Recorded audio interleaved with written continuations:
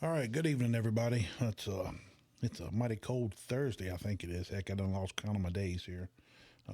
It's a I hate to say cabin fever, but being stuck at home this whole time, it's kind of hard to keep up with things. Anyway, we're gonna get started on the conversation here in a little bit. But first, before we do, a couple things I'd like to do. Number one is I want to give a shout out to to all the first responders, emergency services, everyone who's working hard to the utility workers trying to get electricity back on. We suffered a major storm, and it's been quite debilitating to quite a few people. So those guys, we appreciate what you're doing out there. I know it's hard, and this weather is not cooperating whatsoever, nor is the condition of the roads. It's tough. I've seen a lot of stuff out there, videos and pictures and stuff. It blows my mind. How fast they're getting services back up. There's roads blocked. One thing that I have seen, it's I guess somewhat fortunate, is I haven't seen a lot of lines snapped. More so just down, which is and like I said, obviously that doesn't cover nowhere near all of our viewing area. So there could be a lot worse than what we don't see out there.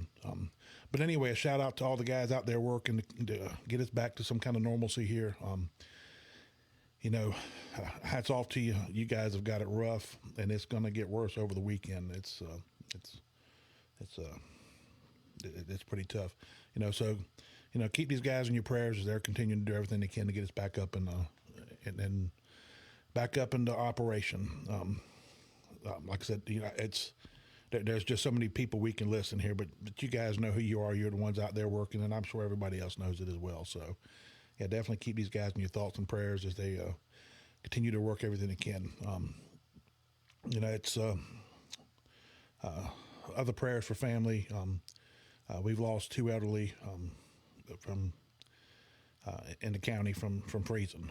So it's let's keep their family in thoughts and prayers, and it's any loss of life is a significant blow, and we should never take it for granted, because we never know when it's going to happen. But so it's our thoughts and prayers are with you. Moving on, I'm gonna go ahead and get started here. The reason we're doing this one here is got a ton of messages, and I saw something about this is the deal with the depot park out there in Lexington, and I kind of looking at the comments, people reaching out and sharing information. It's kind of I think we need to give some I don't know how to say this here, a little perspective to it.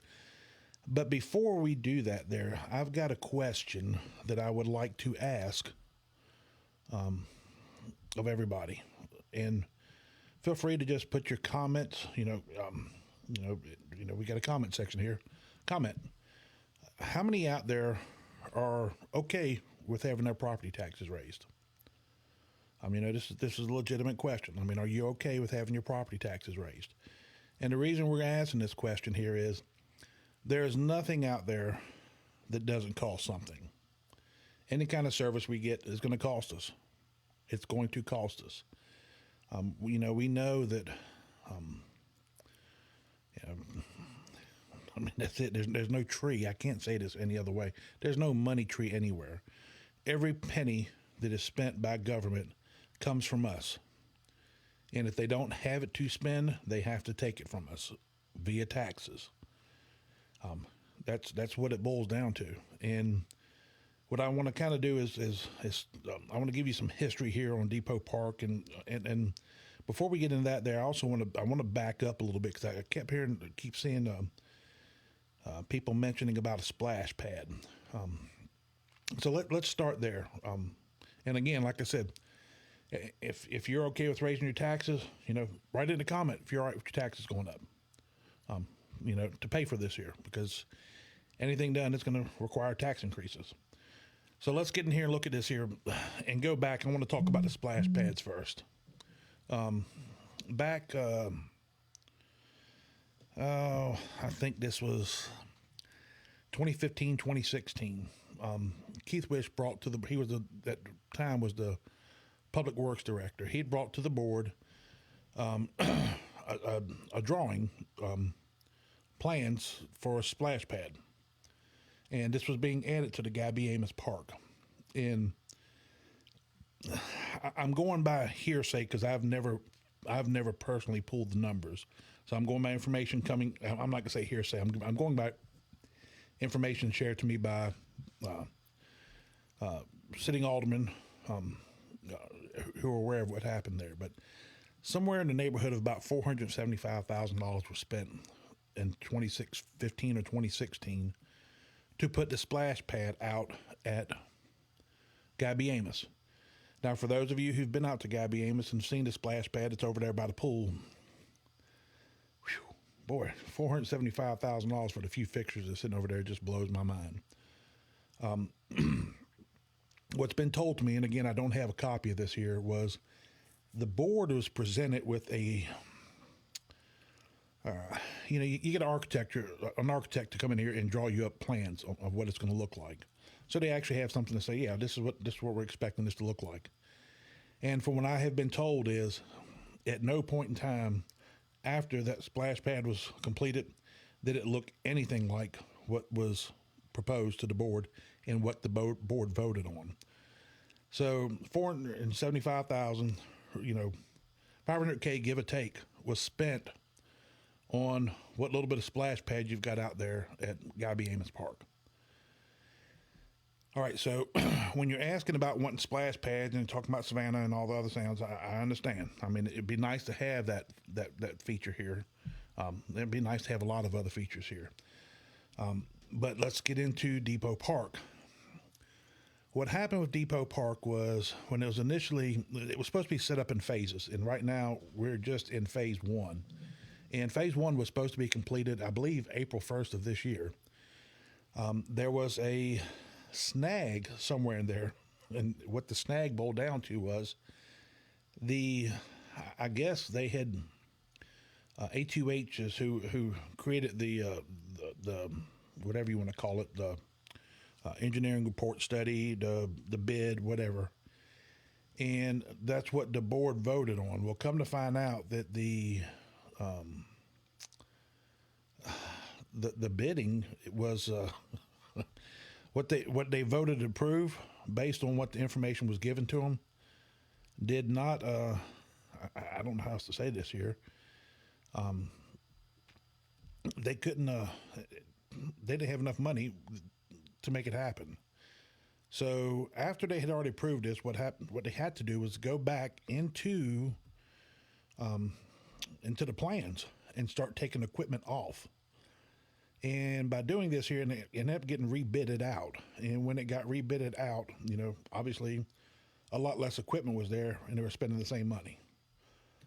So that bidding process, having to go through that a second time, put us behind in getting it done, which, they were anticipating if everything would have went through in the first time and the bid and the plans, it would have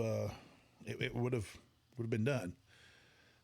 I guess I'm assuming so, but it's I don't have to say this here. The board voted on something, and apparently what was presented to them was incorrect, and they had to go back in and change stuff. I mean, that's what it is. And when they did, it took an expanded timeout. Well, let's move forward now to December, I think it was 22nd of this year, and the board met again in regards to Depot Park and signing a letter of intent to apply for a grant. Now, understand that is not signing for a grant. That is in a letter of intent to sign for a grant. Now, what was stated in that meeting was this grant was contingent upon the first phase being done by April 1st. Okay? And it was stated in that meeting that they don't anticipate it happening. I think, if I remember correctly, Mayor Wildridge said that not much more than a little bit of dirt work and a sign has been put up. So at this point, there's not a lot that has happened with Depot Park. And it's supposed to be completed. The first phase is supposed to be completed by April 1st. So now let me get in here with this letter of intent. That is a letter of intent to apply for a grant, again, contingent on being first phase being completed by April 1st. Okay. Well, if that's not done, I mean, if they apply for the grant, fine and dandy, but if it's not done, it's not done. I want you to understand this here, and this here's where I'm asking that question. Are you okay with your property taxes going up? Because here's the catch here. This is what you need to know. The phase 2 of this park is going to cost about $450,000. That's what's being told to the board at the moment. Now, I'm going to go back in. The board was told something the first phase, and come to find out that wasn't true. And, going back to the splash pad at Guy B. Amos, the picture they were shown and what their money went for, two different things. So that's what the board is being told at this moment is they can take and apply. They've signed a letter of intent to apply for the grant. And again, it's contingent upon April 1st completion. All righty. 450. Now I want to reiterate that. They have signed a letter of intent to apply for the grant, contingent upon this phase 1 being done on time. Okay. That does not mean that they have signed to do phase 2. Does not mean that at all. They've just signed a letter of intent to apply for a grant, nothing more.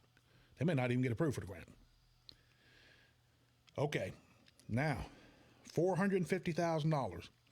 This grant is a 50-50 match. It costs $450,000. That's what's being presented to them now. And as we know, with phase 1, that didn't work out like it was supposed to. So they were applying, they've got an application, they're looking at $450,000 for phase 2. 50-50 grant means the city itself is going to have to spend $225,000. Okay, roughly based on the value of a penny in the city, you're looking at about a 9-cent tax increase just to pay for that park. Now, are y'all okay with raising your property taxes?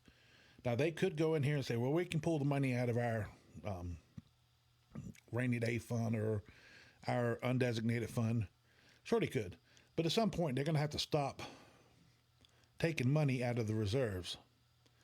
Because already right now, last year they did not approve a balanced budget. Their budget was $500,000 in the whole to start the year. Let's go back in and say they did $225,000. You guys should be looking somewhere in the neighborhood of, hold on a second here, let me get my trusty calculator out. My old age, I can't calculate as fast as I used to.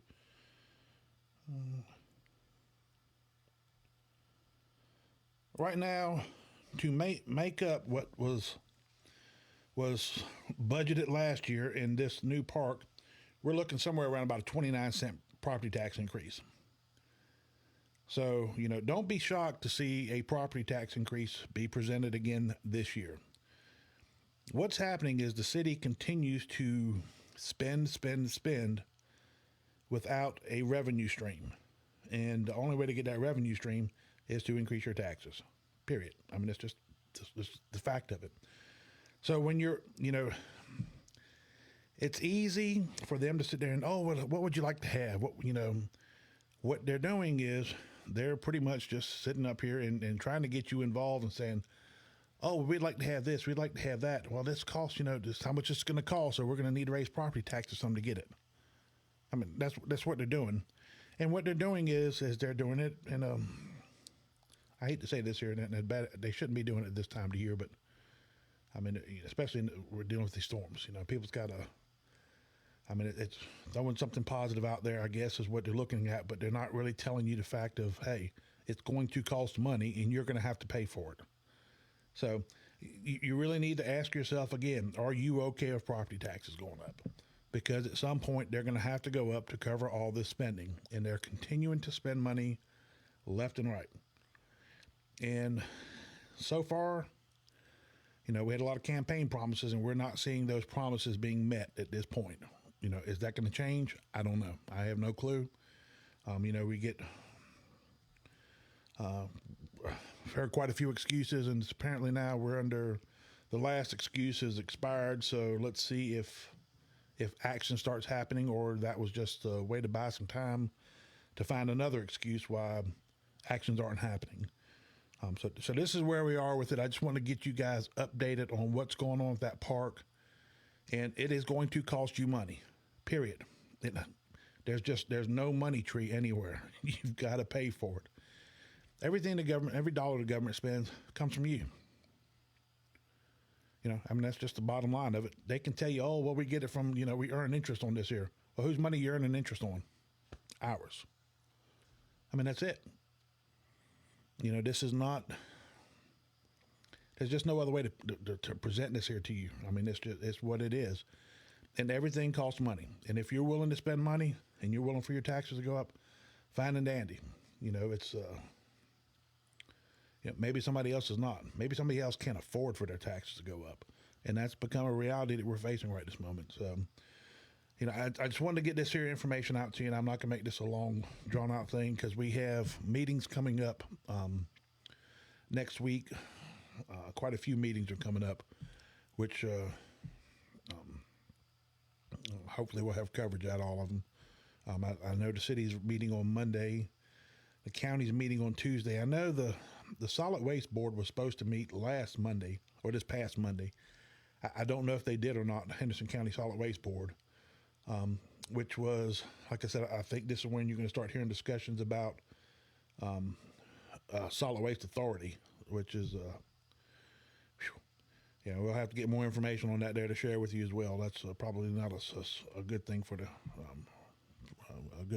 county, but we'll continue to keep you updated on that stuff as well. And like I said, next week we'll probably wait. I'm thinking maybe Thursday to give information on to recap the county and the city meetings. I'm not sure who will have which meetings, when and where, and who will be doing a podcast to get you guys called up. But I just want to get you guys at least updated on this here. If you've got any questions, hold on a second here. I've actually got a comment from Jack Johnson. All right, Jack's saying there's 3 pieces of playground equipment at the park: a train, a slide, and one other appear to be installed. Not sure when they can apply for another parks grant before 2028. Yeah, and like I said, it just there was it was somewhat murky. The only thing that they were talking about was a letter of intent to apply for that park for that grant in December, Jack.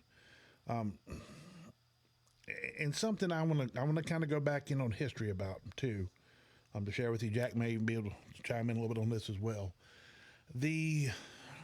I've seen this happen before in meetings. This letter of intent to sign this grant.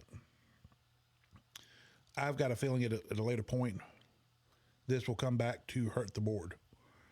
What'll happen is the board will be presented, well, you guys signed the letter of intent, and now we got to apply for the grant.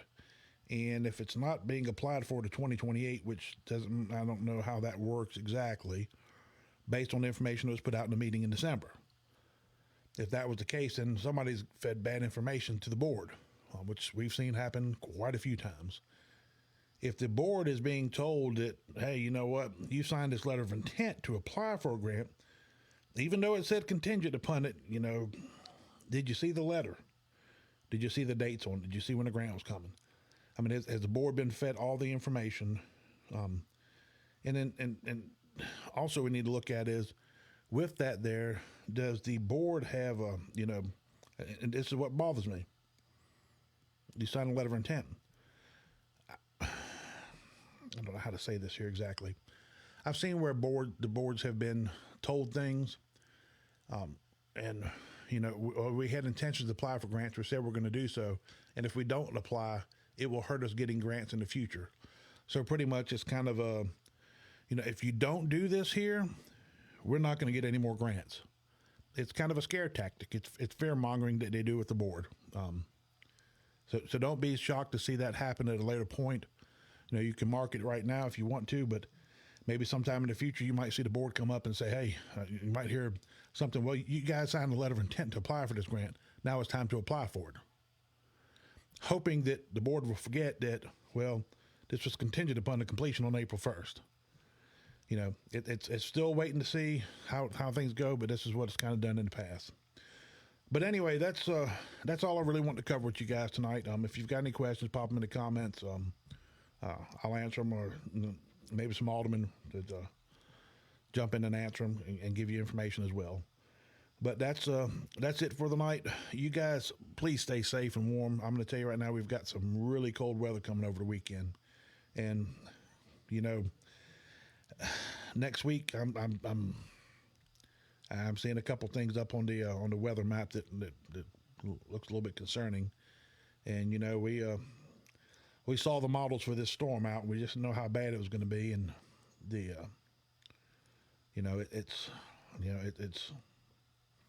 it's been pretty rough.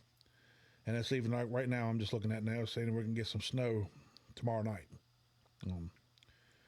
Tomorrow's high is 30, Saturday morning, single digits. The high is going to get us 20 degrees on Saturday. It's looking pretty rough. But again, the weather is changing again for next week now, so it looks like we're going to be above freezing sometime around about Monday. Anyway, you guys, please stay safe out there. Check on your neighbors. We don't know what kind of safe conditions everybody's in. If you can, check on everybody. Pick up the phone, walk across the street. Make sure everybody's all right. It doesn't hurt to check in. And one other shout out I do want to give tonight before we close this here out is, I've had quite a few people that's messaged out for help. We've popped a couple posts up that got answered extremely fast with people willing to jump in and help citizens in need. For you guys out there, you citizens out there who are actually jumping in here and helping take care of people, kudos to you guys. You're doing a phenomenal job. You're really showing what community's about, because you're giving of your time, and that's a lot to ask for. And thank you for taking care of the community. You guys really deserve a pat on the back. Anyway, y'all have a wonderful, wonderful evening, and we'll catch you sometime next week. Stay safe.